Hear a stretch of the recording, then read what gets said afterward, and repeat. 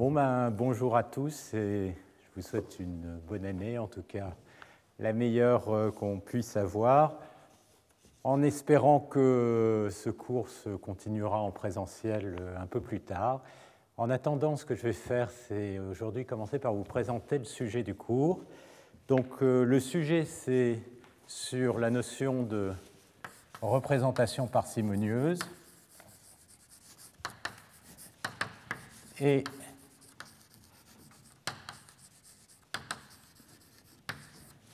la raison pour laquelle j'ai choisi ce sujet cette année, c'est que je voulais revenir à des éléments un peu fondamentaux du traitement de données. Les 2 années précédentes, on a vu les problématiques de réseaux de neurones profonds, les applications et notamment tout le manque de mathématiques et le fait que, essentiellement, on est actuellement dans une phase très empirique où il y a beaucoup de très beaux résultats, beaucoup d'algorithmes, mais une grande difficulté pour comprendre vraiment ce qui se passe. Donc cette année, ce qu'on va faire, c'est revenir sur les principes de base pour essayer de comprendre où se trouve une partie, en tout cas, du cœur du traitement de données, et on verra ça en lien avec ces notions de représentation parcimonieuse. Alors, pendant la première année, j'ai commencé par une cartographie des sciences des données, et on a vu qu'il y avait vraiment 2 grands domaines. D'un côté, ce qu'on appelle le traitement de données. Donc, les données, on va toujours les appeler X. Typiquement, ça peut être un tableau de nombres, ça peut être une image, ça peut être un son, ça peut être une série temporelle, financière, représentant des mesures physiques quelconques. Donc, typiquement, X, éventuellement, je pourrais le paramétrer comme ça par U, c'est un vecteur qui appartient à RD. Et en traitement de données, le type de question qu'on va se poser, c'est d'essayer de récupérer des signaux de qualité optimale. Alors, par exemple, ce qu'on va vouloir, c'est les transmettre et avec un nombre minimum de bits. Donc, il y aura des problématiques de compression et qui sont directement liées à des questions de théorie de l'information. Donc, ça veut dire quoi? Ça veut dire qu'il va falloir représenter X avec un nombre de bits le plus petit possible, et éventuellement, on va introduire une erreur. Donc, en fait, ce qu'on va pouvoir récupérer, c'est non pas X, mais une approximation de X, et il va y avoir une erreur qu'on va pouvoir mesurer, par exemple, avec une norme, et donc, ce qu'on va faire, c'est qu'on va approximer X et non pas récupérer X lui-même. Donc, il va y avoir cette notion d'approximation qui va apparaître, et plus précisément, d'approximation en basse dimension. Basse dimension, pourquoi?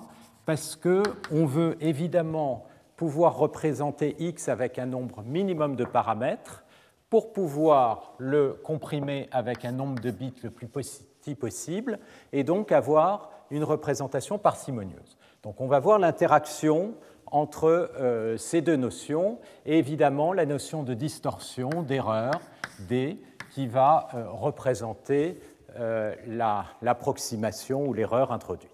Donc ça, c'est un premier type de problème. Un deuxième type de problème, c'est les problèmes, par exemple, de débruitage. Alors, dans les problèmes de débruitage, ce qu'on a, c'est non pas X, mais un X qui a été contaminé par une erreur epsilon, et on va essayer d'enlever cette erreur. Et ce qu'on va voir à nouveau, c'est que ces notions d'approximation en basse dimension, de représentation parcimonieuse sont fondamentales pour ça. Et puis, il y a aussi ce qu'on appelle les problèmes inverses sur lesquels je reviendrai. Alors ça, c'est une partie des questions. Dans toutes ces questions, donc l'enjeu, c'est de récupérer les données de meilleure qualité possible. Et puis, il y a tout un deuxième pan du traitement de données qui est plutôt de l'ordre de l'analyse, qui est aussi très lié à ce qu'on appelle l'apprentissage statistique, ou qu'on a la plupart du temps appelé maintenant intelligence artificielle. Et dans ce cas-là, ce qu'on essaye, c'est non pas de récupérer X, mais de répondre à une question à partir de X. C'est-à-dire ce qu'on cherche, c'est la réponse Y à partir de X, et cette réponse Y, elle est liée à X par une certaine fonction f. Donc ça, ce sont tous les problèmes de classification Dans ces cas-là, par exemple, si X est une image, Y c'est la classe de l'image, ça peut être des chiens, ça peut être des chats, ça peut être des bateaux, des voitures, tout ce que vous voulez. Ça peut être des problèmes de régression. Dans le cas d'un problème de régression, eh bien, Y, ça va plutôt être une quantité réelle. Par exemple, X peut déterminer la géométrie d'une molécule, Y serait l'énergie quantique de la molécule. Est-ce qu'on peut le calculer à partir de ce X? Et donc, dans ce cas-là, l'objet sous-jacent, ça va être le F qu'il va falloir représenter, et on va se poser la question, idem, est-ce qu'on peut représenter ce F avec un nombre minimum de paramètres pour pouvoir l'apprendre plus efficacement? Alors, le point commun de ces deux domaines pour le cours cette année, c'est que dans un cas comme dans l'autre, on va se poser la question de construire des approximations en basse dimension.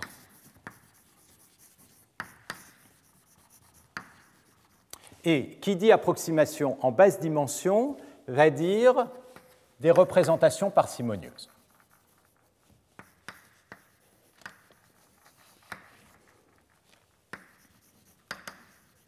Et là, on va se retrouver devant un triangle qui va mettre en jeu trois notions.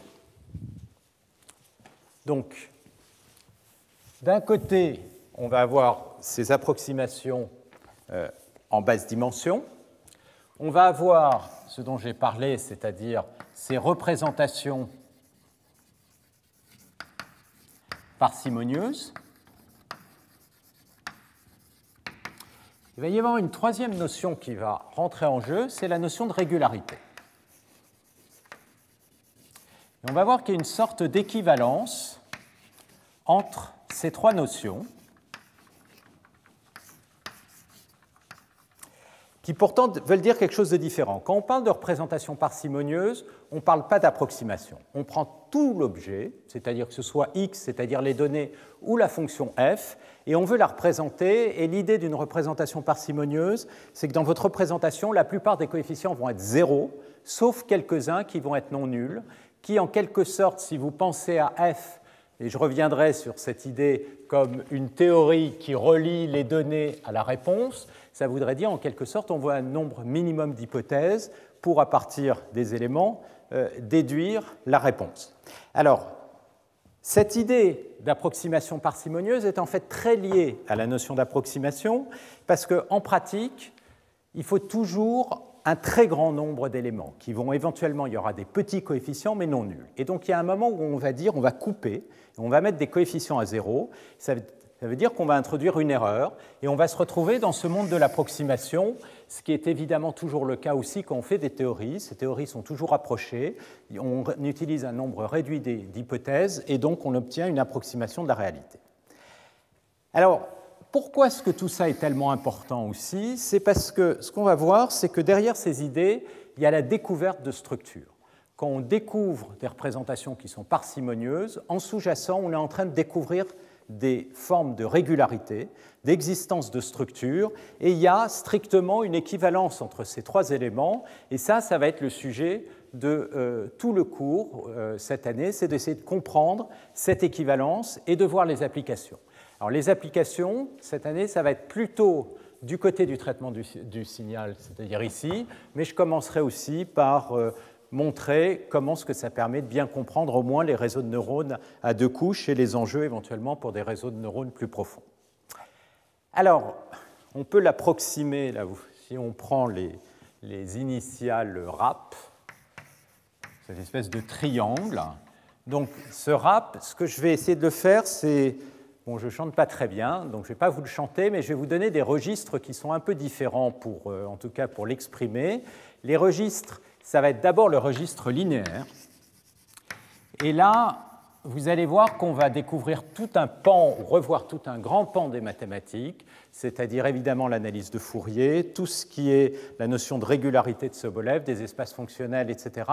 Alors, je ne vais pas faire les maths de façon très technique, je donnerai simplement les idées dans les démonstrations, mais vous aurez des pointeurs pour récupérer les éléments. Et puis évidemment, il y a très rapidement, on va passer du linéaire au non linéaire et comprendre pourquoi c'est tellement fondamental dans tous ces domaines, de passer au non linéaire. Et donc, on reverra cette boucle dans un cadre non linéaire. Et chaque fois qu'on introduit des nouveaux outils, des nouvelles représentations, à chaque fois on peut revoir cette espèce de râpe, c'est-à-dire voir quelles sont les classes de régularité qu'on est en train d'introduire en définissant sous-jacent des représentations, quels sont les théorèmes d'approximation, les vitesses d'approximation, et évidemment, quelle est la représentation sous-jacente. Alors, ce sujet, c'est évidemment pas du tout un nouveau sujet. La notion de représentation parcimonieuse, c'est très ancien, donc je suis revenu un peu sur Internet pour essayer de retrouver les racines. Il y a évidemment une notion fondamentale qui est derrière cette notion de parcimonie, c'est la notion de rasoir d'Occam. Donc là, je vais pendant quelques minutes pénétrer dans un autre domaine qui est plutôt philosophie, voire théologie. Donc le rasoir d'Occam, d'où ça vient? Donc, William d'Occam, c'était un franciscain qui était entre exactement 1287 et 1347. Et l'idée, finalement, du principe de parcimonie en philosophie, c'est une forme, et en science, d'une manière générale, c'est une forme de principe de résolution de problèmes. Le principe étant d'essayer d'éliminer systématiquement toutes les explications qui sont inutiles. Disons, les explications les plus simples sont les meilleures. Donc ça, c'est a priori un principe qui nous guide partout en science et qu'on va retrouver là-dedans. Donc ce principe est attribué notamment à William d'Occam. Il y a une des citations bien connues qui dit, selon lui, les multiples ne doivent pas être utilisés sans nécessité. Alors, lui était un théologien, et donc, d'une certaine manière, c'était un point de vue totalement différent du point de vue scientifique, et la justification a été utilisée notamment pour justifier les miracles. Évidemment, à partir du moment où vous faites une hypothèse qui est l'existence de Dieu, eh bien, vous arrivez à une explication extraordinairement simple du reste du monde à travers la notion de miracle. Et donc, le principe de parcimonie est totalement ici justifié, vous permet d'expliquer le reste du monde. Alors, cette idée-là, qui évidemment a été utilisée dans un cadre ici théologique, on la retrouve partout. En fait, elle a une histoire qui est beaucoup plus longue, qui est assez intéressante de reprendre.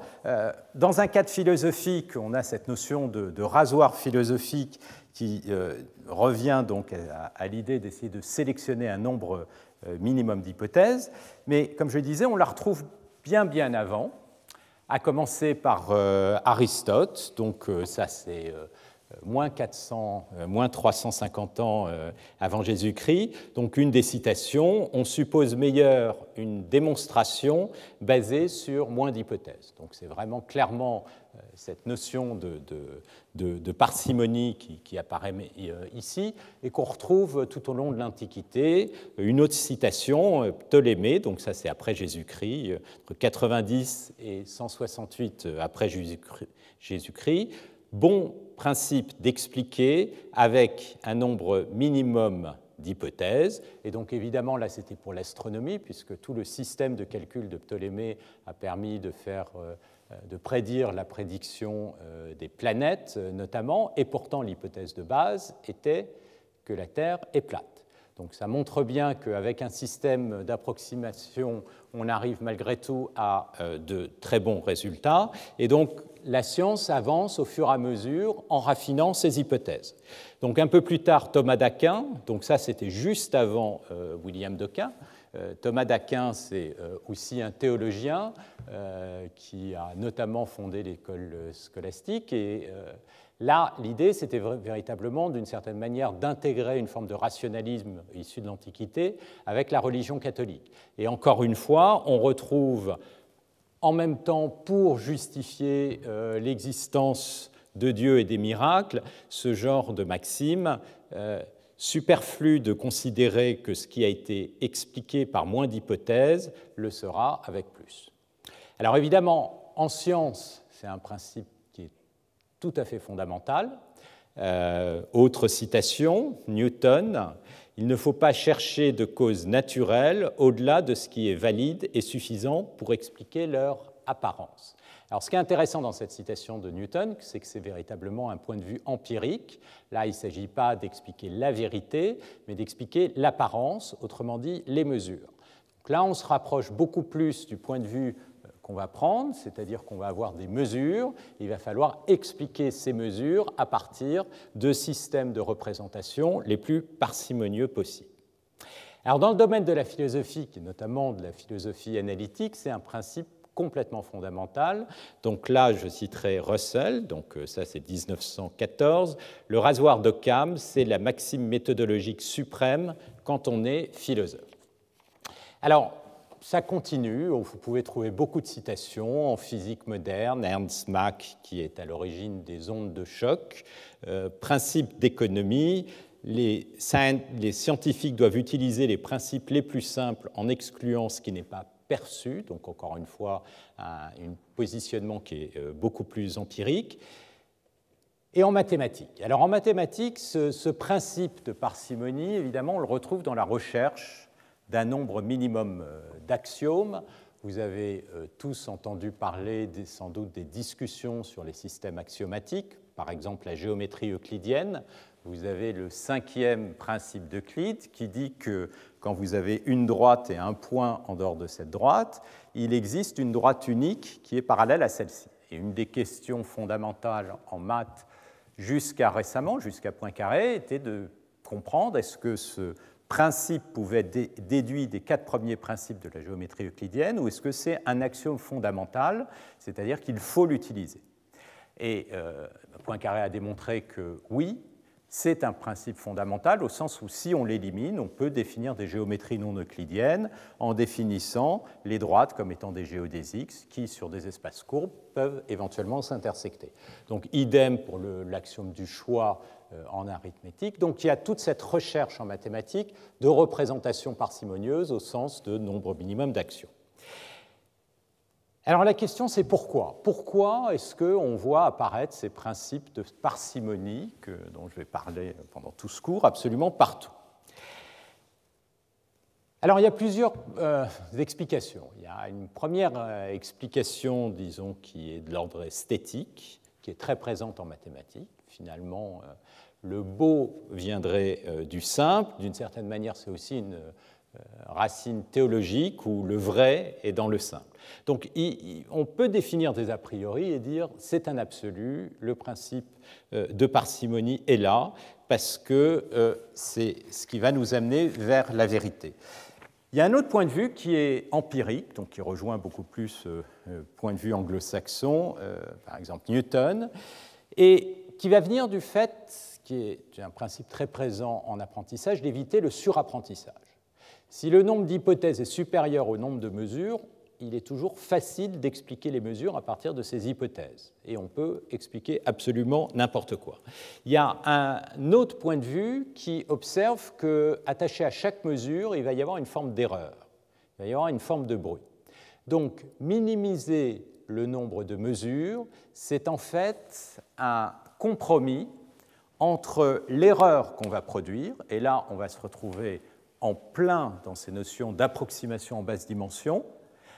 Dans le cadre statistique, cette erreur, ça va être souvent définie par la notion de biais. Et puis, l'erreur de modèle. Et puis, il y aura un autre type d'erreur qu'on va avoir si on prend trop d'hypothèses, c'est les erreurs de mesure ou les erreurs qu'on a fait en sélectionnant ces hypothèses, qui, dans un cadre statistique, vont correspondre à une notion de variance. Et on va avoir constamment ce trade-off entre biais et variance, tout comme dans le cas de la compression, on a un trade-off entre l'erreur d'approximation et l'information, le nombre de bits dont on va avoir besoin. Alors, il y a un autre type de justification, c'est d'essayer de définir de façon intrinsèque des hypothèses qui auraient le plus d'informations possible, c'est-à-dire qui ont une densité d'informations maximum. Alors, qu'est-ce que ça veut dire ? Pour essayer de comprendre cette notion, on va aborder pendant le cours la théorie de l'information.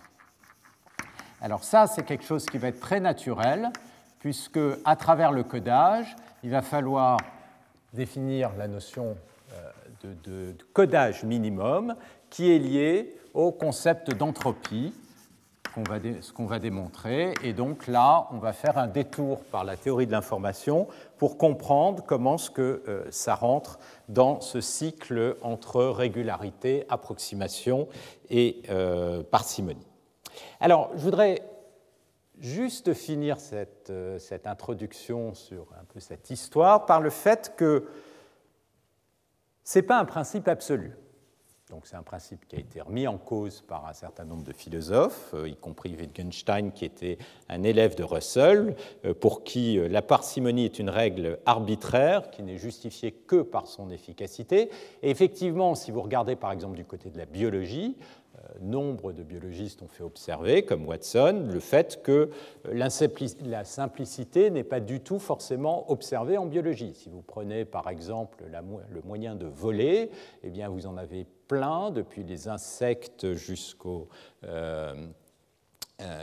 oiseaux, en passant par les avions, et il n'est absolument pas clair que le système biologique ait choisi le moyen le plus simple. Alors, maintenant, on peut se dire, oui, ils n'ont peut-être pas choisi le moyen le plus simple en soi, simplement, est-ce qu'on veut étudier un système biologique de façon complètement isolée ou étudier le système dans son ensemble? Si on étudie le système dans son ensemble, ça veut dire qu'il faut considérer le système dynamique qui a été l'évolution des espèces, et derrière, il y a un principe qui est extraordinairement simple, qui est le principe du darwinisme, qui est le principe de la sélection. Et donc, ce qu'on voit apparaître quand on commence à rentrer devant ce genre de questions, c'est que ce type de questions ne sont bien posées qu'à partir du moment où le système est isolé. Si le système n'est pas isolé, eh bien, c'est très mal posé la question de simplicité. Et là, c'est typiquement le cas quand on regarde un système biologique et qu'on oublie son évolution qui est derrière. Alors, dans le cadre du cours, on va éviter ce genre de problème en définissant justement des questions qui sont bien posées. Donc, je vais revenir sur chacune de ces questions un peu plus en détail pour essayer de montrer exactement ce qu'il nous faut et pourquoi cette notion de basse dimension est absolument fondamentale. Alors, j'ai commencé par la compression. Le cas de la compression est assez clair. On va représenter x, qui est ici, par un vecteur de plus basse dimension, qu'on peut par exemple appeler phi de x. Et phi de x, ça va être en quelque sorte une paramétrisation du signal avec un nombre m de paramètres. Et ce qu'on espère, c'est que m est beaucoup plus petit que d. Et donc, dans ce cas-là, au lieu de coder les d-coordonnées de x, on va simplement coder un nombre qui est restreint, et avec une allocation de bits optimale, on espère pouvoir faire de la compression. Qu'est-ce que ça veut dire en sous-jacent? En sous-jacent, ça veut dire que, peut-être revenir un peu plus à droite, vous avez un espace qui est votre grand espace RD, qui est ici. Et en fait, vous observez que les données ne sont pas n'importe où dans l'espace, mais appartiennent à une sous-partie de l'espace qui va être une espèce de surface, qui va être la surface d'approximation, qui, elle, est inclue dans un espace plus petit de dimension m, où, en tout cas, cette surface, si éventuellement elle n'est pas inclue dans un espace linéaire, elle peut être paramétrisée par m coefficients. Donc l'idée, c'est que les données ne vont pas vivre n'importe où, mais vont vivre dans un sous-espace paramétrisé par ces m coefficients. Et donc la compression va consister, au lieu de coder, de représenter tout l'espace, de représenter la position de x à l'intérieur de cette surface. Et donc phi de x va être une forme de coordonnée locale de x à l'intérieur de cette surface. Donc il y a cette idée, quand on va essayer de chercher des représentations qui sont parcimonieuses ou des approximations en basse dimension, d'essayer d'arriver à la notion de structure, de retrouver les structures fondamentales du signal qui fait que x n'est pas identique à n'importe quel autre signal. Alors, une fois qu'on a observé ça, on comprend beaucoup mieux pourquoi ça va être utile, par exemple, pour faire du débruitage. Si vous prenez x et que vous lui rajoutez du bruit, donc pensez pour x, par exemple, si je prends une série temporelle, va être quelque chose comme ça, très régulier, par exemple, dans cet exemple. Et puis epsilon, c'est quoi? C'est du bruit. D'accord? Donc tout ça, c'est paramétrisé par un paramètre U. D'accord? Pour chaque valeur de U, vous avez une valeur de x et de epsilon. Qu'est-ce qui va se passer? Si ma surface, c'est l'ensemble des fonctions qui sont comme ça uniformément régulières, eh bien epsilon, quand je passe de x à x plus epsilon, ça va me sortir de ma surface. D'accord? Je vais me retrouver quelque part dans RD. Donc évidemment, il y a immédiatement une idée qui vient à l'esprit pour essayer de supprimer le plus possible de bruit, c'est de reprojeter dans l'espace des signaux. D'accord? Et donc de faire une espèce de projection orthogonale ici pour revenir dans l'espace. Et là, du coup, vous aurez supprimé une partie du bruit et il vous restera évidemment une erreur epsilon tilde, mais qui sera beaucoup plus petite parce qu'elle correspondra essentiellement à la projection orthogonale du bruit dans l'espace. Alors, ce qui peut être fort compliqué, c'est le fait que l'espace en sous-jacent n'est pas forcément un espace linéaire, et dans ce cas-là, il faudra faire une projection qui est une projection non linéaire.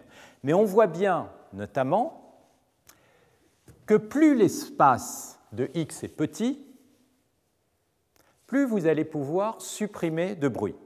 Et donc, plus vous avez une représentation parcimonieuse ou une approximation en basse dimension, mieux vous allez pouvoir éliminer du bruit. Alors pourquoi approximation? Parce qu'en pratique, notre signal ne va jamais exactement appartenir à la surface. Il va être toujours un petit peu en dehors. La surface ne va être qu'un modèle, et donc un modèle un peu erroné. Et donc on va avoir deux types d'erreurs. On va avoir un type d'erreur qui est l'erreur de modèle, qui est le fait que, en fait, le vrai signal n'était pas aussi uniformément régulier que ça. Et il y a un deuxième type d'erreur, qui est évidemment le bruit résiduel. Alors, il y a un autre type de problème qui est d'une certaine manière beaucoup plus important que les deux premiers dans les applications, c'est les problèmes inverses. Alors, dans le cas des problèmes inverses, on va se retrouver sur la même logique, mais dans un cadre un peu différent. Dans le cadre des problèmes inverses, ce que vous mesurez, c'est non pas x, mais une mesure de x. Donc, vous allez mesurer un certain nombre de paramètres, n, sur x. Les paramètres, ça peut être des paramètres physiques que vous pouvez mesurer dans un système. Par exemple, une batterie, ça peut être ce que vous voulez. Ça peut être une molécule chimique où vous mesurez le pH de la solution. Vous pouvez avoir énormément de mesures. Des images, ce sera les pixels de l'image, etc. Et il vous manque des pixels de votre image. Bon, qu'est-ce qui se passe? Vous avez beaucoup moins de mesures, n, que le nombre de paramètres de x. Donc on va se retrouver typiquement dans des solutions, dans des situations où n est plus petit que d. Ça veut dire quoi? Ça veut dire que vous allez, depuis RD, avec votre opérateur U, dans un espace plus petit. Donc il ne faut pas rêver, cet opérateur, il n'est pas inversible dans RD. Donc à partir des mesures, vous ne pouvez pas récupérer x, sauf si vous avez une information a priori sur x. Et quel type d'information a priori vous pouvez avoir sur x? Par exemple, que en fait, x n'est pas n'importe où dans RD, mais x appartient à un sous-espace. Donc, vous vous êtes retrouvé ici dans un espace Rn qui a x associe u de x. Et la question, c'est est-ce qu'on peut inverser? Et la réponse, c'est oui, si vous savez que x appartient à une variété, à un ensemble paramétré, dont le nombre de paramètres m, ici, est plus petit que n. Dans ce cas-là, la restriction de l'opérateur U à cette surface est inversible et on peut espérer revenir. Et donc évidemment, si la surface, à nouveau, est non linéaire, eh bien, quand bien même l'opérateur U ici est un opérateur linéaire, c'est-à-dire vous faites des mesures linéaires en faisant des moyennes, tout ce que vous voulez, l'inversion L va être non linéaire. Elle va être non linéaire parce que le modèle est un modèle non linéaire. Et donc on se retrouve sur des algorithmes ou des maths beaucoup plus sophistiqués, alors qu'en apparence le problème est simple, vous avez un opérateur linéaire à un inversé, il vous suffit de l'inverser. Non, il n'y a pas d'inverse, mais il existe une inverse un inverse non linéaire à partir du moment où vous avez des hypothèses de modèle qui sont sous-jacentes. Alors, ça correspond au traitement du signal, c'est-à-dire le traitement de données, la partie droite ici du tableau. Qu'en est-il de la partie gauche?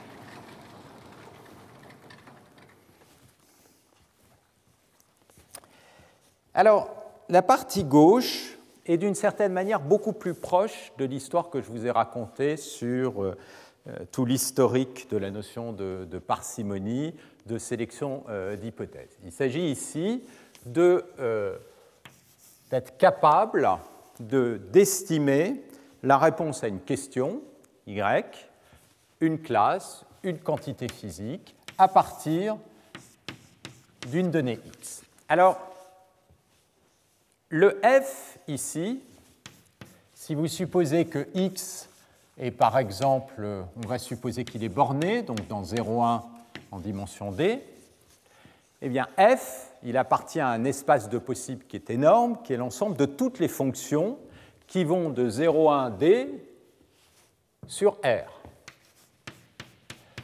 Vous pouvez vous limiter à un espace de fonctions qui est raisonnable, tout en restant très général, par exemple l'espace L2, qui va être l'espace de toutes les fonctions qui, au moins, sont de carré intégrable. Alors ça va être très pratique d'un point de vue mathématique, parce que ça va nous donner une structure hilbertienne, c'est-à-dire une structure quasi-euclidienne, sauf quand on est en dimension infinie. Et donc, on a un espace linéaire de fonctions, mais qui est absolument énorme, et il va falloir, à partir de cet espace énorme, trouver F. Alors, à partir de quoi? À nouveau, on est proche ici des problèmes inverses, à partir de mesures, et ces mesures vont être, là on est dans un cadre qu'on appelle d'apprentissage supervisé, et les mesures, ça va être évidemment des exemples de X, les XI, et des exemples correspondant à X de réponse, donc YI, qui est bien égal à F de XI. Donc on a des N exemples d'apprentissage.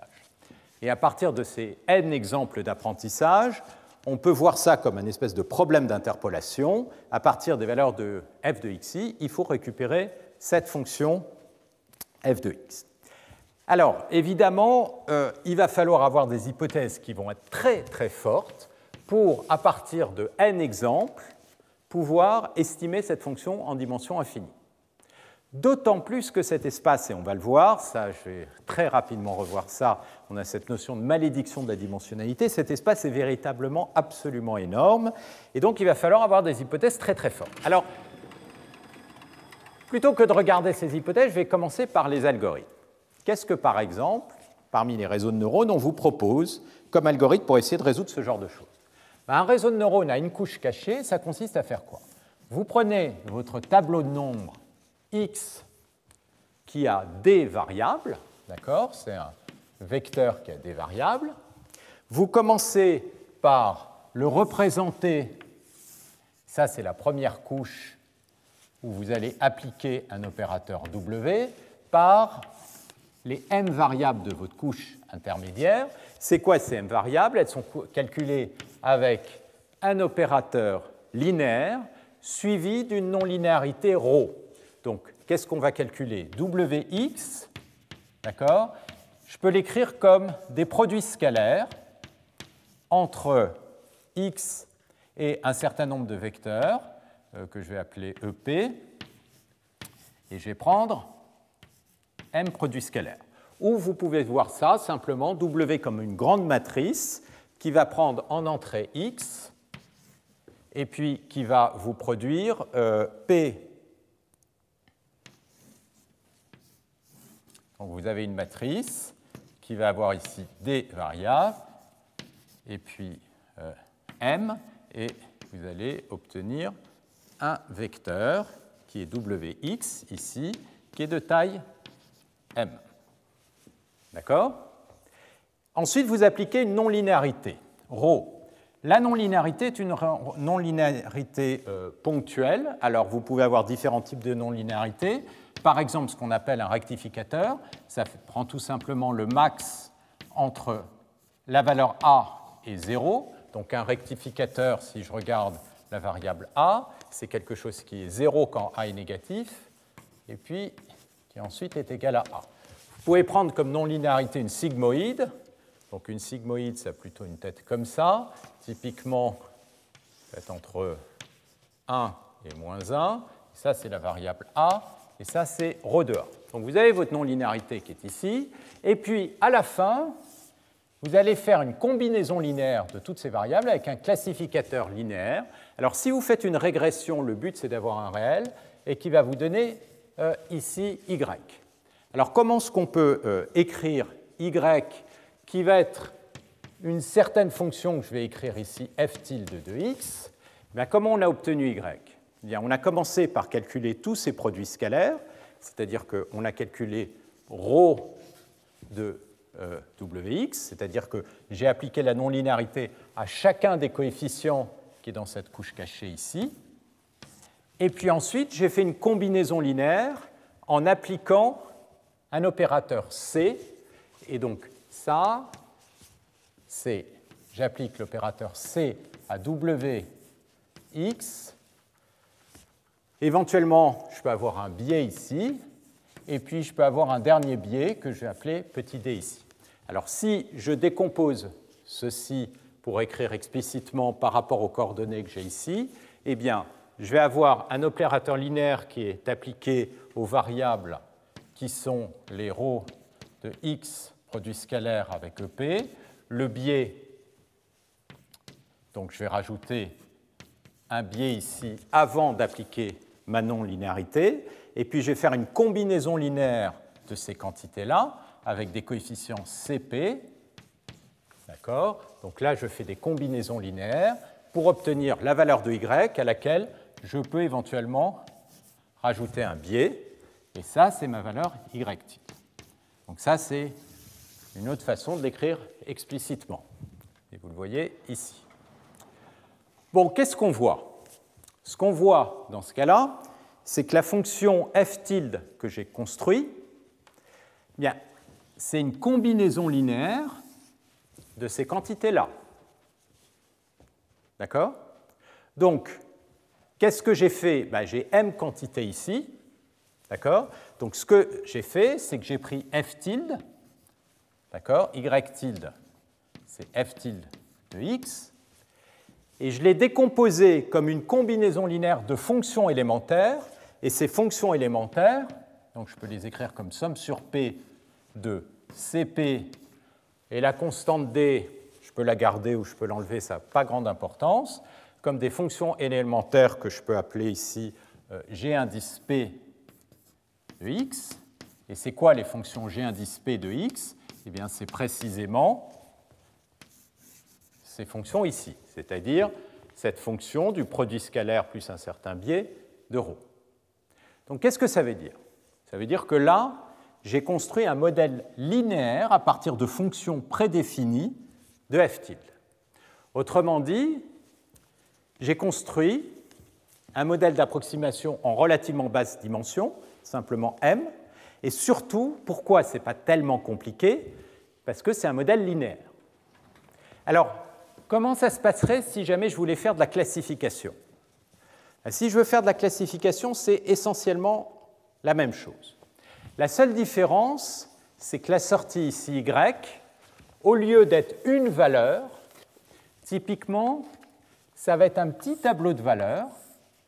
Si je suppose que le nombre de classes que j'ai, donc vous prenez un problème quelconque, par exemple en musique, vous voulez classifier différents genres de musique, rock, pop, classique, etc., vous allez avoir un certain nombre K de classes, et les Y, c'est les labels de chacun de ces classes. Ben, ce que vous pouvez faire, c'est avoir une sortie qui est un petit tableau de dimension K, qui correspond à chacune des valeurs possibles des Y. Et qu'est-ce qu'on va essayer d'approximer comme fonction ici? La fonction qu'on va essayer d'approximer, c'est la probabilité de Y sachant X, plus précisément le log de cette probabilité. Pourquoi? Parce que si vous êtes capable de calculer exactement cette probabilité, alors vous avez accès à ce qu'on appelle le classificateur bayésien qui va dire quel est le meilleur choix pour Y. Le meilleur choix pour Y, c'est le Y dont la probabilité, sachant X, est la plus grande. Donc on va prendre un max ici, et ça va vous donner le Y. Donc tout le problème en fait, de classification revient en quelque sorte à un problème de régression, mais non pas de régression d'une fonction, mais de K-fonction, sur lequel on va appliquer un max. Donc le problème de classification et les problèmes de régression sont essentiellement équivalents. À une non-linéarité finale près, c'est essentiellement la même chose, c'est-à-dire approximer des fonctions de x, calculer y comme une fonction de x. Donc du coup, dans ce cas-là, au lieu d'avoir une sortie, je vais en avoir c, et donc du coup, eh bien, la sortie va être indexée par y, et c, c'est non pas des scalaires, mais c'est véritablement une matrice. Mais on est dans le même cadre, c'est-à-dire qu'on va partir de fonctions élémentaires, qui sont les fonctions GP, qui sont obtenues comme un produit scalaire et un relu, c'est ce qui est stocké ici, et ensuite on fait une projection linéaire. Donc, on voit bien que tous ces réseaux de neurones à une couche cachée, ou à deux couches, eh bien, c'est exactement équivalent à parcourir ce triangle, comprendre la dimension, c'est-à-dire combien de neurones j'ai besoin de mettre dans la couche cachée, d'accord? Et est-ce que ça va marcher ou pas? En général, non, à moins d'avoir une couche cachée qui va grandir exponentiellement avec la dimension des données. En pratique, ça marche plutôt bien. Qu'est-ce que ça veut dire que ça marche bien? Ça veut dire qu'on arrive à trouver en sous-jacent des représentations de basse dimension qui sont effectivement capables de prédire Y. Ça veut dire quoi? Ça veut dire que F a de la structure. Et quand on commence à se poser la question pourquoi F a de la structure, parce que ça vient d'un phénomène physique d'un certain type, parce que les chats ont deux oreilles, un nez, une queue, etc., eh bien on commence à se poser la question de régularité. Et donc immédiatement on retombe là-dedans. Quand on parle d'explication d'une certaine manière du pourquoi ce genre de choses, on parle de la question de régularité. Alors, dès qu'on bouge vers des problèmes plus compliqués, et notamment des réseaux de neurones profonds, on va sortir de ce cadre-là. On va sortir de ce cadre-là, pourquoi? Parce qu'un réseau de neurones profond, au lieu de s'arrêter là, on va itérer. Donc, qu'est-ce qui va se passer? On va à nouveau définir une deuxième matrice, là maintenant je l'appelle W1, et qui va associer une couche suivante avec à nouveau une non-linéarité ρ, et une troisième matrice, etc., avec à chaque fois des cascades d'opérateurs W, jusqu'à la classification finale C. Donc ça veut dire que la fonction f de x, elle va non pas être obtenue simplement à partir de ces fonctions élémentaires comme un opérateur linéaire, mais véritablement à partir d'une cascade. Donc vous allez avoir W1, ρ, W2, ρ, etc., jusqu'à WJ, ρ, et enfin votre classificateur linéaire. Et donc vous avez une cascade d'opérateurs linéaires, non linéaires, linéaires, non linéaires, et donc là vous allez définir un système qui est extraordinairement non linéaire. Et donc comprendre des réseaux de neurones profonds, ça revient à nouveau à comprendre cette boucle, mais dans un cadre qui est totalement non linéaire. Et donc on voit bien que pour commencer à pouvoir appréhender ce genre de questions, il faut comprendre qu'est-ce qui se passe quand on va du linéaire au non linéaire. Pourquoi est-ce que ça vaut le coup de faire du non linéaire? Dans quel cadre est-ce que ça vaut le coup? Et on va voir qu'effectivement, quand on passe au non linéaire, on arrive à des représentations parcimonieuses beaucoup plus puissantes, potentiellement si elles reflètent la régularité sous-jacente. Il y a des problèmes où on ne peut pas faire mieux que du linéaire, il y a des problèmes où le non-linéaire fonctionne très bien, et le non-linéaire définit des classes de régularité qui sont différentes. En sous-jacent, si vous reprenez l'exemple là-bas, le non-linéaire, ça correspond à des surfaces qui sont courbes. Le linéaire, ou des variétés qui sont courbes, le linéaire, ça va consister en fait à, si je reprends l'exemple qui est ici, à faire une projection sur un espace qui va être linéaire. Alors ça paraît tout simple, sauf que le degré de liberté que j'ai sur le choix de mon espace est très grand et on peut faire énormément de choses déjà dans un cadre linéaire, à commencer par tous les réseaux de neurones à une couche. Alors, ça m'amène au plan du cours, que je vais écrire là, où on va, d'une certaine manière, explorer tout ça beaucoup plus en détail.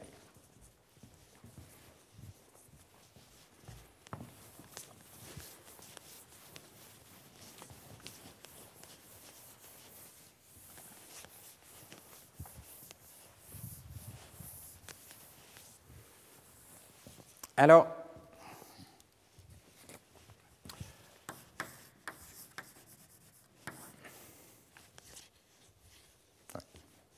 donc on va commencer par le linéaire. Donc le linéaire, je vais même l'écrire, le RAP linéaire. Donc ça veut dire quoi? Ça veut dire qu'on va regarder des approximations soit de x, si on fait du traitement de données, soit de f, si on fait de l'analyse de données, par des projections sur des espaces linéaires. Et donc, le premier objet qui va apparaître immédiatement, c'est l'analyse de Fourier. C'est quasiment, vous allez voir, un point d'attraction automatique. Dès qu'on fait de l'analyse linéaire, on tombe, si on a un tout petit peu de structure, sur de l'analyse de Fourier. Et on va notamment voir dans ce cadre que ce triangle est complètement compris. L'analyse de Fourier, ça va nous amener à des notions de régularité qui sont les notions que vous connaissez tous, c'est-à-dire, est-ce qu'une fonction est régulière? Oui, elle est régulière si elle a des dérivés. Et si elle a beaucoup de dérivés, elle est très régulière. Et là, on va tomber sur tout ce qu'on appelle les espaces de Sobolev, etc. Et vous allez voir que ça vous amène automatiquement sur des notions d'approximation parcimonieuse. Alors, si vous êtes toujours dans un cadre de traitement de données, évidemment, vous ne connaissez pas forcément au départ la base orthogonale qui va vous définir une notion de régularité, et vous pouvez l'apprendre. Et ça, c'est tout simplement l'approche par analyse en composantes principales, donc PCA, que vous connaissez tous, qu'on va juste, non pas revoir d'un point de vue algorithmique, mais plutôt bien montrer l'équivalence par rapport à ce problème. Quand est-ce que l'analyse en composantes principales vous faire tomber sur l'analyse de Fourier et quelles sont un peu les limites de ce genre de choses. Alors, dans le cas des réseaux de neurones, on va tomber sur le théorème qui vous dit que n'importe quelle fonction peut s'exprimer par un réseau de neurones à une couche cachée. C'est ce qu'on appelle le théorème d'approximation universelle, qui est en fait un théorème sans grand mystère, hein, c'est un théorème d'approximation dans un espace linéaire. Et simplement, et ça je le ferai rapidement parce que je l'ai déjà fait, mais je vais le refaire dans ce contexte-là, évidemment, si jamais on est en grande dimension, il va falloir énormément de coefficients pour apprendre votre fonction. Donc oui, n'importe quelle fonction peut s'approximer par un réseau de neurones à une couche cachée, mais le nombre de neurones qu'il faut dans la couche cachée est monstrueusement grand, donc ça ne va pas marcher sur beaucoup de problèmes. Et donc là, on va passer au non linéaire. Donc l'approximation non linéaire,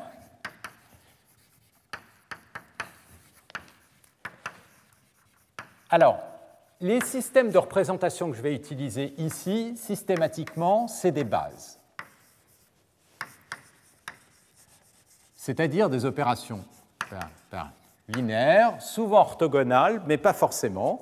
Et on va voir comment on peut faire de l'approximation non linéaire dans des bases, et pourquoi est-ce que l'approximation non linéaire dans des bases peut vous donner des résultats qui sont bien meilleurs. Et donc, là, on va tomber sur les notions de seuillage dans des bases.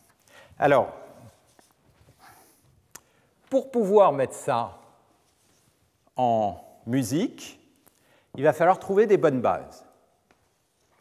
Et ce que vous allez voir, c'est que les bases de Fourier ou les bases d'analyse en composantes principales sont des très mauvaises bases pour faire de l'approximation non linéaire. Elles ne sont pas du tout optimisées pour ça.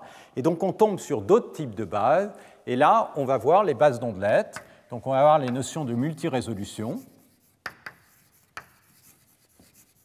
Et on va rapidement construire ces bases orthogonales d'ondelettes.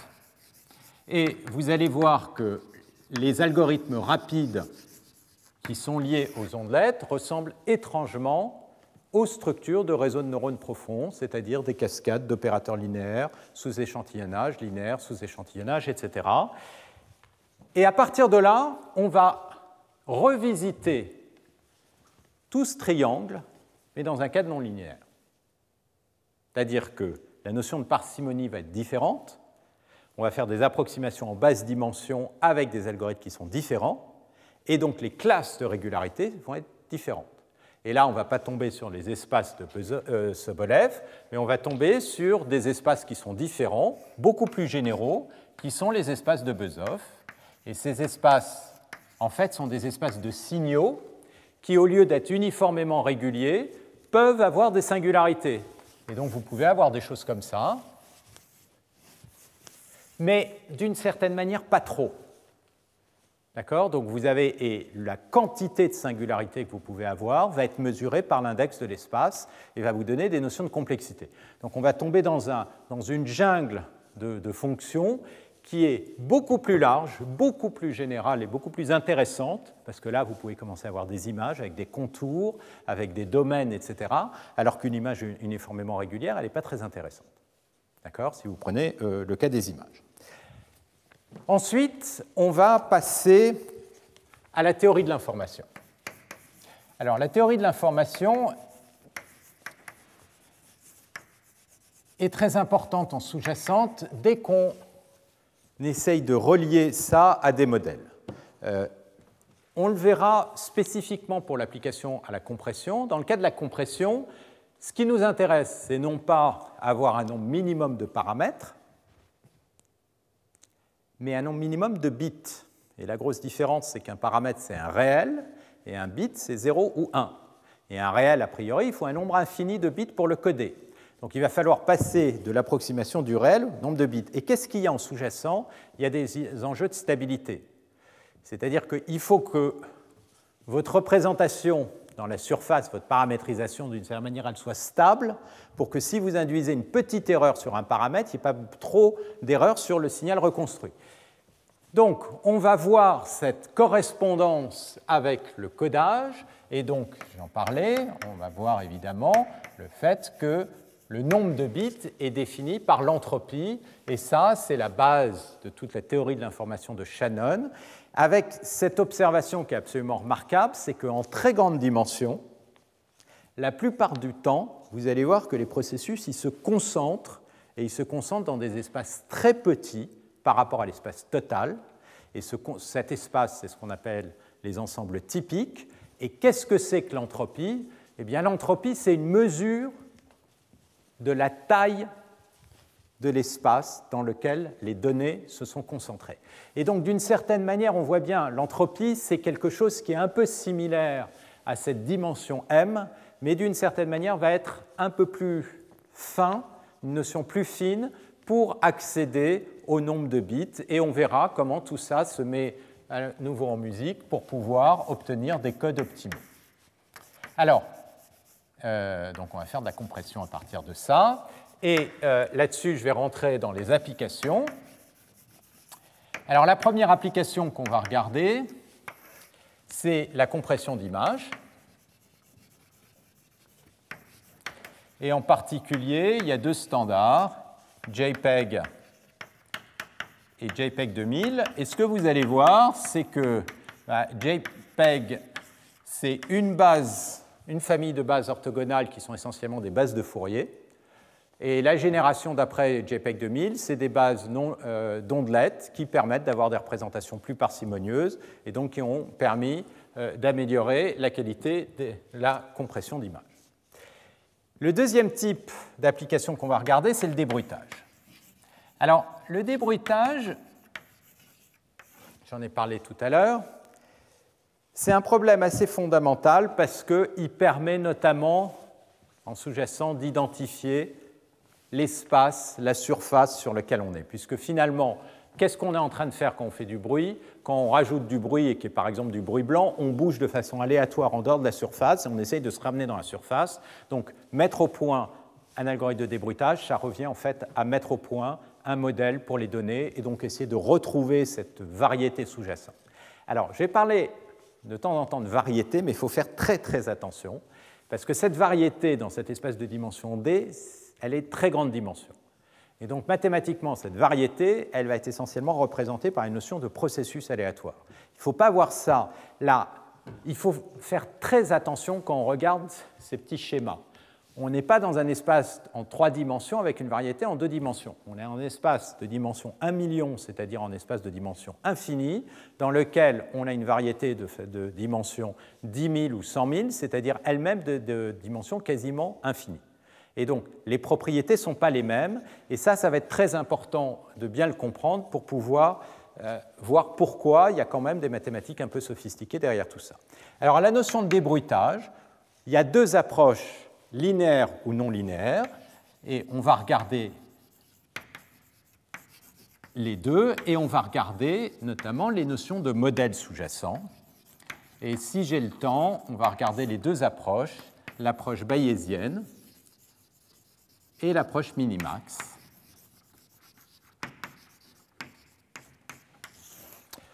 En 2 mots, il y a 2 façons de modéliser des données.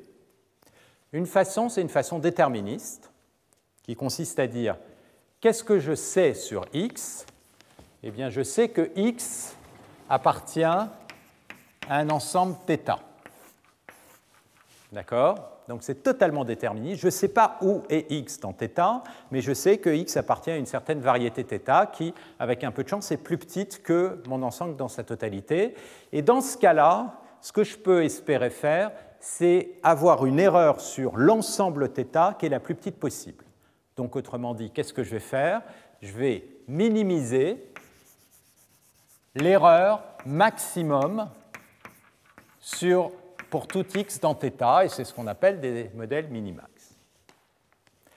Les modèles bayésiens sont des modèles probabilistes. Alors en apparence, on pourrait croire un modèle probabiliste, ça reflète le fait qu'on ne connaît pas beaucoup d'informations. En fait, c'est le contraire. Avoir un modèle probabiliste, ça veut dire qu'on a beaucoup plus d'informations. Ça veut dire que non seulement je sais que x appartient à θ, donc dans une surface, mais j'ai aussi une information sur quelle est la probabilité pour que x se trouve ici, ici ou ici. Donc ça veut dire que j'ai une information p de x, je sais que la probabilité p de x est supportée dans θ, mais je la connais, cette densité probabilité. Le problème, c'est qu'en pratique, on ne va pratiquement jamais avoir accès à ce p de x. D'accord? Et donc c'est pour ça qu'on part souvent sur des modèles, parfois, qu'on veut faire vraiment des maths rigoureuses avec des modèles minimax, parce que, en fait, qu'est-ce que ça veut dire faire du minimax? Ça veut dire prendre des modèles probabilistes, mais se placer dans le cas le pire, le cas où l'hypothèse sur mon modèle P est la pire possible. Voilà, donc ça, on terminera là-dessus. Donc voilà un peu le parcours un peu bordélique sur le tableau qu'on va couvrir, mais au centre, il y a ça. Et l'idée, c'est qu'on va parcourir à nouveau ce triangle 2 fois, en linéaire, en non linéaire, et lorsqu'on s'attaque à des problèmes différents, je parlais des réseaux de neurones profonds, eh bien l'enjeu, c'est de le parcourir une 3e fois avec des hypothèses sur la non-linéarité qui est encore différente. Alors, je ne parle pas d'optimisation du tout ici, qui apparaît de façon fondamentale en réseau de neurones, mais l'optimisation, ce n'est que optimiser la parcimonie. Donc c'est un outil pour arriver à ce triangle et découvrir cette espèce de structure qui est derrière. Voilà, ça c'est pour la présentation du cours et du plan. Et je voudrais maintenant passer au challenge. Donc, pour ceux qui prendront le cours, notamment pour le valider, mais pour tous les autres qui sont intéressés à la fois par le cours et par la science des données, ce qu'on a mis au point depuis quelques années, c'est un site web qui offre la possibilité de soi-même s'attaquer à des vrais problèmes de traitement de données, qui là sont plutôt des problèmes d'apprentissage supervisé. Et je vais vous présenter au cours des 10-15 minutes qui viennent, ou un peu plus, ce qu'on propose cette année. Alors oui, j'oubliais une chose importante. Il y a un site web sur lequel il y a les notes de cours. Et les notes de cours vont être des extraits d'un livre et qui vont vous donner le détail des maths. Donc là, j'insiste à nouveau, pendant tout le cours, je ferai des démonstrations assez rapidement dont l'enjeu, ça va être de vous donner les idées des techniques. Mais si vous voulez comprendre ce domaine, il y a un moment, il faut que vous preniez vous-même votre papier-crayon et que vous fassiez les démonstrations, parce que si vous n'absorbez pas les techniques, vous n'allez pas absorber les idées. Donc, c'est important, les notes sont là. Alors, attention, ça c'est l'adresse, ça c'est un tilde, mais il est au niveau du M. L'adresse c'est /tilde-mala, etc. Et vous aurez les notes de cours et vous pourrez télécharger les parties du livre à chaque fois qui correspondent. Alors, je vais revenir sur le site web. L'adresse du site web, elle est marquée en haut, c'est challengedata.ens.fr. Donc, vous allez immédiatement arriver sur cette page qui va vous donner toutes les informations un peu sur le principe. Donc, comme je le disais, le but, c'est de faire de l'apprentissage supervisé sur des problèmes qui sont différents. Donc, pour les participants, vous avez les guides. Alors, pour les enseignants, vous avez la possibilité d'utiliser tout ce site pour votre cours, spécialement dans cette période de confinement où c'est difficile de faire des oraux, mais de façon générale, pour des cours de sciences de données, d'avoir des élèves qui vont rentrer sur des vrais problèmes d'actualité, c'est souvent utile. Et donc, vous pouvez inscrire votre cours sur la plateforme, vous pourrez le découvrir. Il y a un guide, vos étudiants qui s'inscrivent et qui suivent ces challenges. Et puis, chaque année, on a une campagne, et cette campagne vient de se terminer avec des providers de challenge. Donc, sur la plateforme dans son ensemble, eh bien, vous avez 43 challenges, vous en décrirez ceux pour cette année. Il y a plus de 5000 participants, donc il y a toute une communauté de data scientists, d'étudiants, de chercheurs qui sont autour de tout ça. Et l'idée, c'est pour les industriels, les laboratoires qui offrent les données, c'est une espèce d'échange entre d'un côté des données qu'ils offrent et des problèmes, et de l'autre côté des gens qui arrivent avec des nouvelles solutions. Alors, qu'est-ce que c'est qu'un challenge? Vous allez avoir d'un côté des données X, donc X, ça peut être des images, ça peut être des séries temporelles, ça peut être des textes, et ce qu'on veut, c'est calculer la réponse à la question Y, et donc vous allez devoir développer un algorithme qui va calculer une approximation Y tilde, comme dans le cas de mes réseaux de neurones à une ou plusieurs couches, et pour faire ça, vous allez avoir des exemples d'entraînement, et donc qui sont un certain nombre d'exemples à la fois de X et de Y. Alors, pour évaluer la performance de votre algorithme, la plateforme va aussi vous donner des exemples de tests.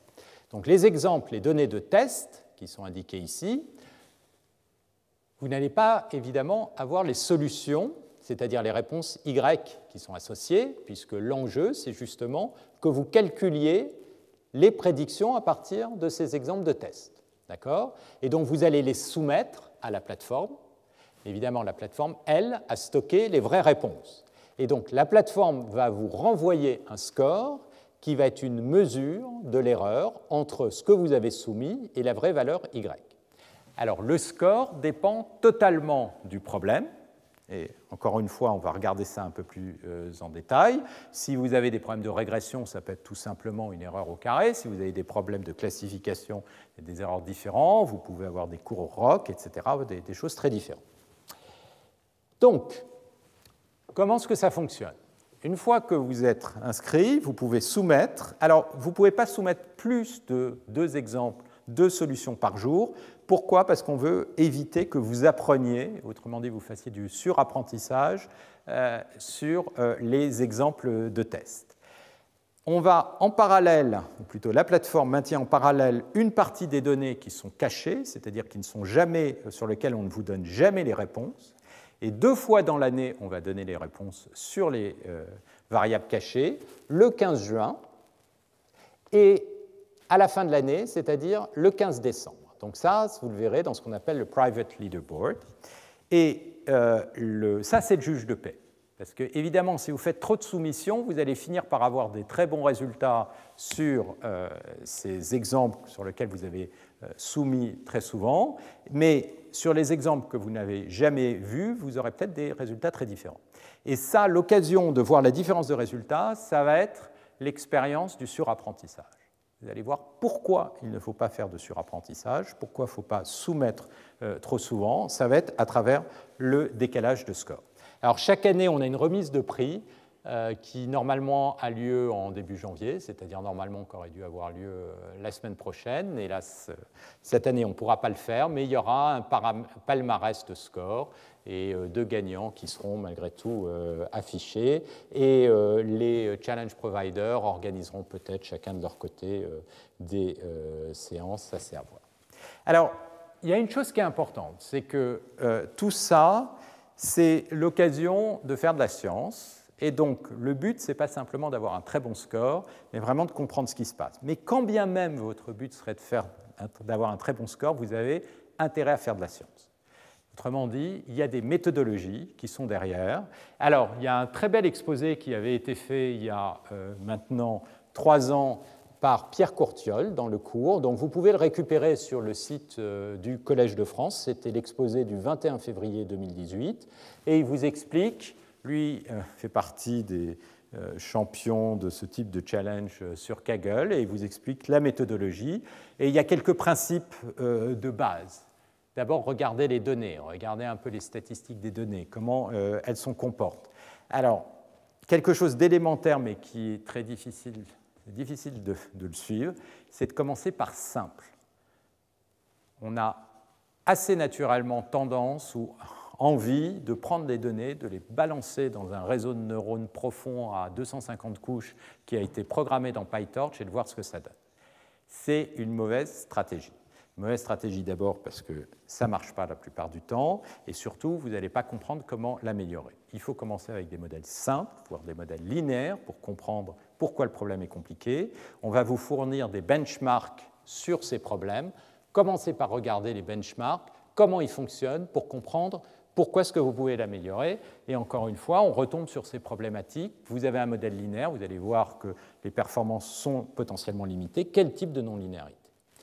Alors, pour les étudiants M2 qui sont liés au master de MVA ou de PSL, donc il y aura des oraux qui vont être organisés dans le cadre de ce cours. Donc, je vais vous demander simplement de vous inscrire en envoyant un mail à, donc ça c'est seulement pour les étudiants de ce M2 et de PSL, à Dominique Bidois, voilà l'adresse, avec comme sujet inscription. Alors pour tous ceux, donc je vais vous demander aussi de vous inscrire, vous verrez dans la plateforme, vous pouvez vous inscrire dans un cours, donc le cours a été enregistré sur la plateforme, représentation parcimonieuse, d'accord, et vous allez voir que vous ne pourrez choisir que les challenges de 2021. Donc sur la plateforme, vous avez maintenant 4 saisons depuis 2018, 19, 20, 21, d'accord, et vous pouvez choisir n'importe quel challenge, sauf pour les étudiants de CM2 qui sont brimés, qui, eux, ne pourront choisir que ceux de 2021. Et l'idée, c'est que chaque année, eh bien, ça permet aux challenge providers de rencontrer les étudiants et puis un peu de tester des nouveaux sujets. Donc, Les oraux auront lieu le 24 mars et vous allez avoir le 19 mars, pour les étudiants de cours ou tous ceux qui seront inscrits, les résultats sur les données cachées le 19 mars, donc 5 jours avant la remise des projets. C'est quoi l'idée? C'est que vous allez voir le 19 mars si vous avez fait du l'overfitting ou pas, et pourquoi. Et donc, vous n'aurez pas d'autres occasions de voir les résultats cachés, d'accord? Donc ça veut dire que cette question d'overfitting, c'est-à-dire de ne pas mettre trop de paramètres, de ne pas trop soumettre, va être très présente parce que c'est sur ces résultats-là qu'on va juger la performance de vos algorithmes. Et vous pouvez faire ça soit seul, soit en binôme. Alors, je le disais au cours de toute cette présentation, en sous-jacent, tous ces problèmes, y compris de classification, reviennent à calculer une représentation. Si vous pensez au problème de réseau de neurones, eh bien, quand bien même vous faites un réseau de neurones profond, vous allez avoir une représentation qui va être construite. C'est la représentation ici de la dernière couche. Donc ici, ça c'est la représentation phi de x, à partir de laquelle vous allez appliquer une projection linéaire pour avoir votre solution y, ou en tout cas y approchée. Donc la question de la représentation va se poser dès que vous allez commencer à attaquer ce genre de challenge. Et donc il faut voir ces projets comme des espèces de mini-projets de recherche et vous poser les questions. Pourquoi vous avez choisi ce type de représentation? Comment? Pourquoi est-ce que ça marche bien? Et en sous-jacent, évidemment, ça va dépendre de la formation a priori que vous avez sur le problème. Quand on pose un problème, et vous verrez les exemples de problèmes que je vais vous présenter, eh bien, évidemment, il y a tout un contexte. Autrement dit, il y a des formes de régularité sous-jacente derrière ce problème, et c'est ça qu'il faut que vous exploitiez. Voilà, donc pour les étudiants du cours, je vous conseille de commencer très rapidement parce que c'est un travail malgré tout assez important. Alors, cette année, il y a eu 12 challenges et je voudrais ici remercier d'abord l'organisateur qui est présent ici, Rudy Morel, qui a fait un superbe travail pour mettre tout ça en place, et celui qui a fait l'essentiel de la programmation sur les 2 dernières années du site, Tanguy Marchand, donc, qui est responsable du site, et vous verrez, il est plutôt très, très bien fait. Et puis, il y a eu dans l'équipe des bêta-testeurs qui, en échange avec les providers, les ont aidés pour mettre au point tout ça. Je voudrais les remercier, Antoine Brochard, Florentin, Gud, Gaspard Rochet et John Zarka. Et puis, évidemment, tout ça a été aussi soutenu un peu financièrement par l'investisseur gestionnaire de fonds CFM, par l'Institut d'intelligence artificielle Prairie et par la Fondation des maths de Paris. Alors, je voudrais en venir aux 12 challenges de cette année. Vous allez voir, ce sont des challenges sur des domaines très différents. Alors, le premier a été soumis par l'AMF.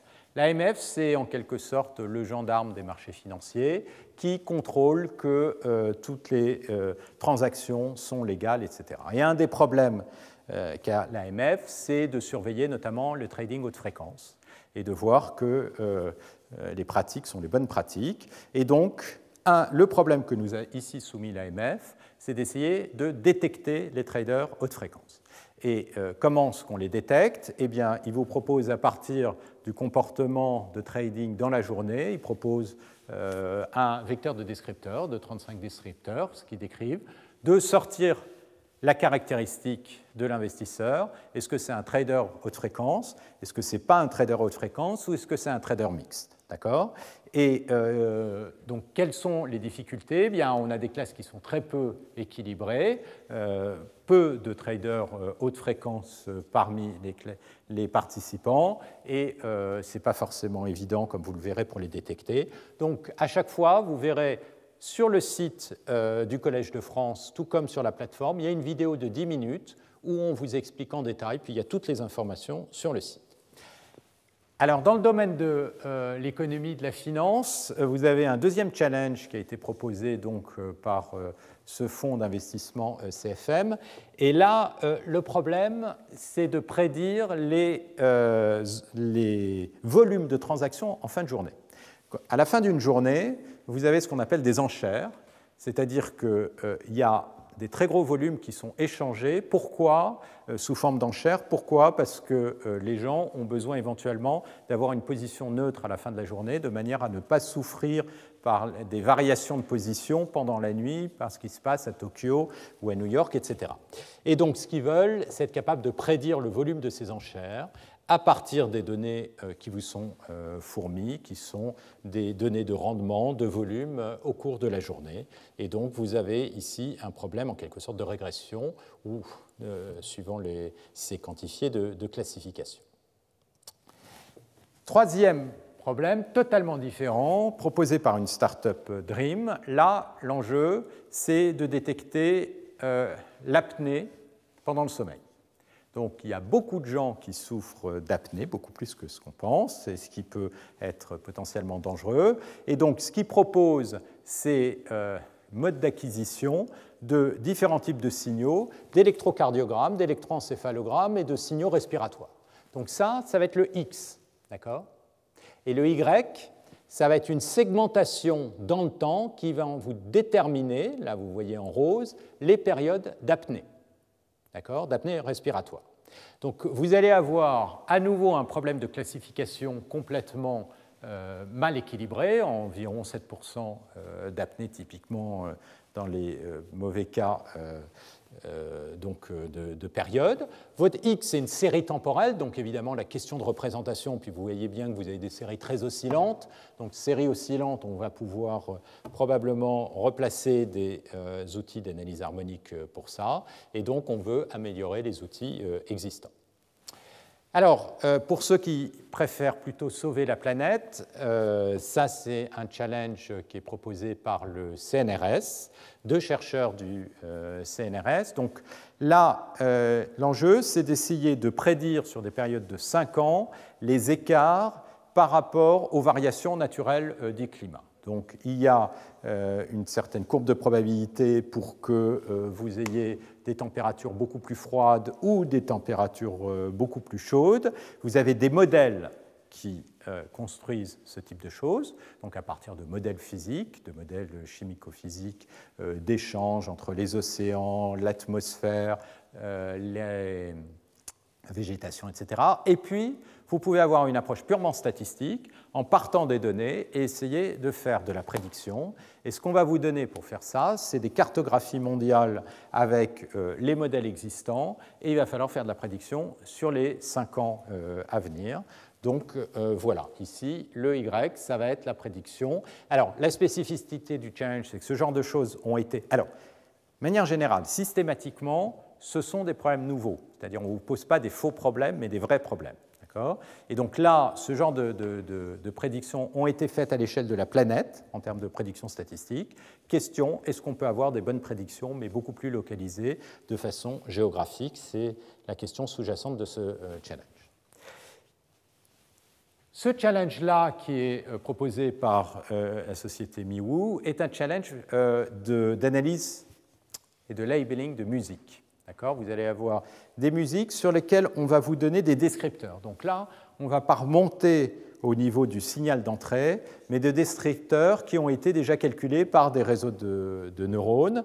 Et à partir de ces descripteurs, ce qu'on veut, c'est être capable de retrouver les tags. Alors le tag de musique, ça peut être quel type d'instrument, quel type de musique, rock, folk,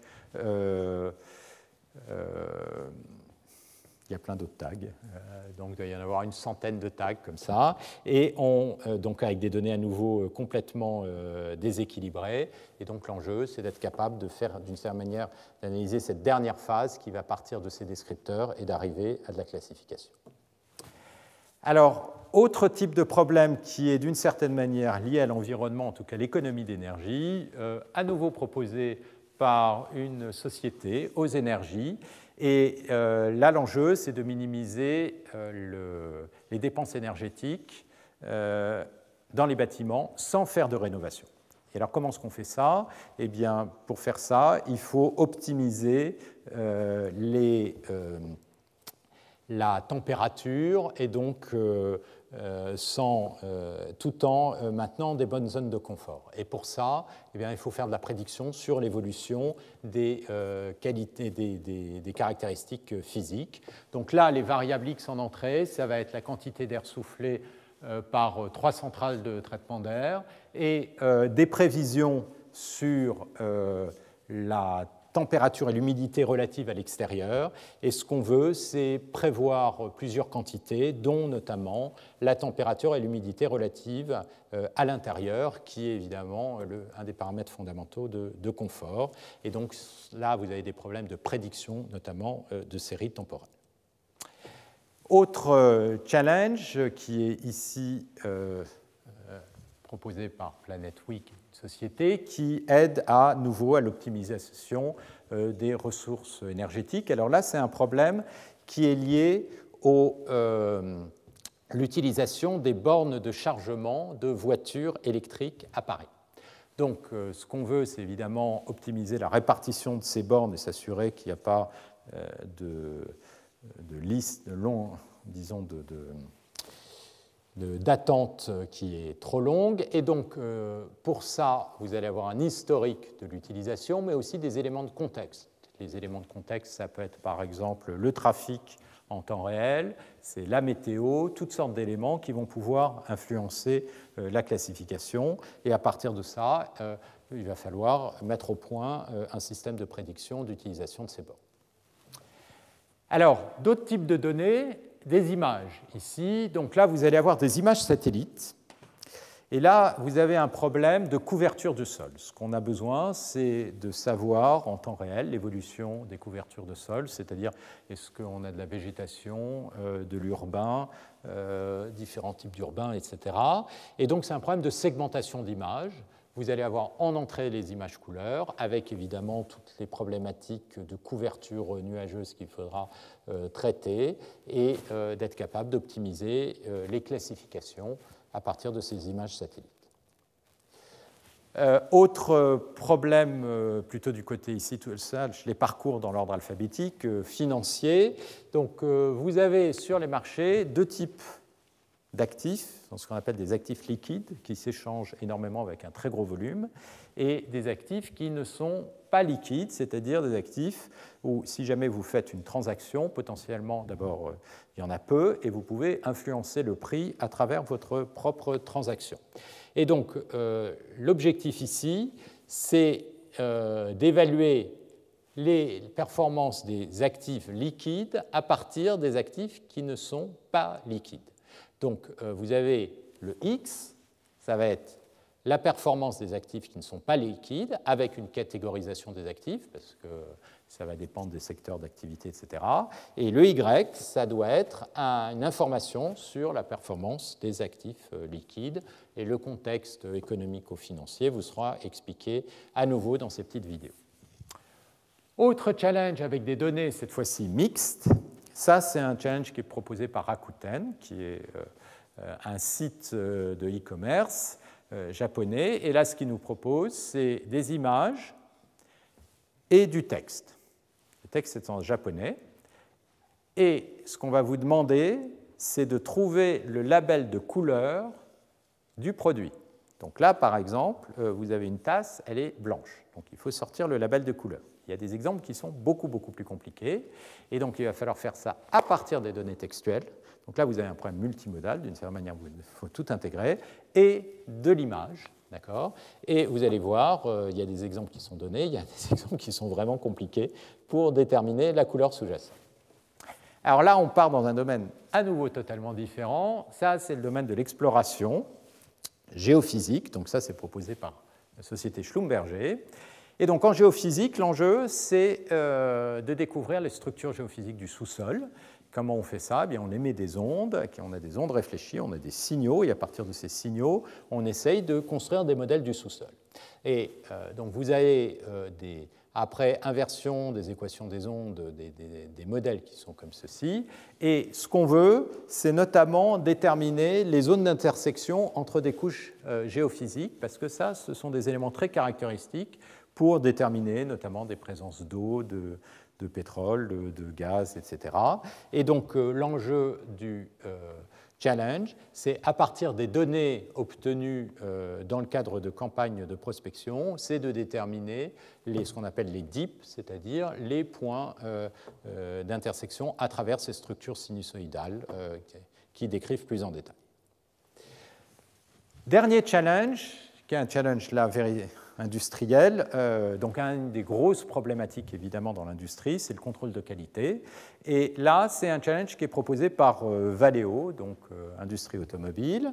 Et l'enjeu, c'est d'avoir un processus de qualité sur des produits de câblage électronique qui sont donnés, sur lesquels ils ont une visualisation. Donc là, vous avez sur un module de puissance l'image du câblage, et l'enjeu, c'est de déterminer des défauts. Et la grosse difficulté, c'est que c'est aussi des défauts qui sont tridimensionnels, vous avez des images bidimensionnelles, il y a des effets qui peuvent se voir, qui peuvent ne pas se voir, et donc l'enjeu majeur, c'est de déterminer les deux classes, défauts OC ou pas OC, pour ne pas laisser partir des produits qui sont défectueux. Voilà, donc ça, c'est les 12 challenges. Donc, à nouveau, pour les étudiants de ces M2, voilà les 12 challenges que je vous propose de faire pour cette année. Par contre, pour ceux qui suivent le cours, mais plus librement sans notes, eh bien, vous en avez 43 de challenges dans la plateforme. Vous pouvez revenir dans le passé. Il y a plein de types de problèmes de données. À chaque fois, vous allez avoir les vidéos. Et les vidéos, vous pouvez les retrouver sur le Collège de France. Voilà, écoutez, amusez-vous bien. Et donc, il est 11h, je vais terminer là-dessus. Je vous remercie beaucoup.